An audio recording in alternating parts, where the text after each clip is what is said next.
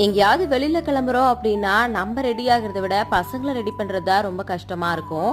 அதுவும் காலையில ரொம்ப சீக்கிரமா வெளியில போறோம் அப்படின்னா எப்படிடா பசங்களை எழுப்பி ரெடி பண்ண போறோம் அப்படின்னு சொல்லிட்டு யோசனையா இருக்கும். ஆனா எங்க வீட்டுல அப்படியே ஆப்போசிட். எப்பவுமே பாத்தீங்கன்னா வெளியில போறோம் அப்படின்னா தேவேஷும் ஸ்ரதன் 2 பேருமே சீக்கிரமா வந்து எந்திரிச்சிருவாங்க. தேவேஷை பத்தி சொல்லவே வேண்டாம். நாங்க 4 மணிக்கு கிளம்பணும் அப்படின்னா அவன் 3:30க்கெல்லாம் எங்களை எழுப்புவான் வெளியில போனோம் அப்படின்னு சொல்லிட்டு.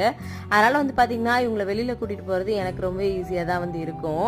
இதே மத்த நாள் சிலம்பம் கிளாஸ் போனோம் இல்லனா டியூஷன் போனோம் அப்படின்னா மட்டும்தான் இல்லம்மா கொஞ்ச நேரம் படுத்துக்கிறேன் அப்படின்னு சொல்லிட்டு பண்ணுவான். இன்னைக்கு வந்து கோயிலுக்கு போறதுனால சீக்கிரமா எந்திரிச்சு எல்லாருமே வந்து கோவிலுக்கு தான் வந்து கிளம்பி இருந்தோம். ரொம்ப நாளுக்கு அப்புறமா ரொம்ப லாங் டிரைவ் வந்து போனோம்.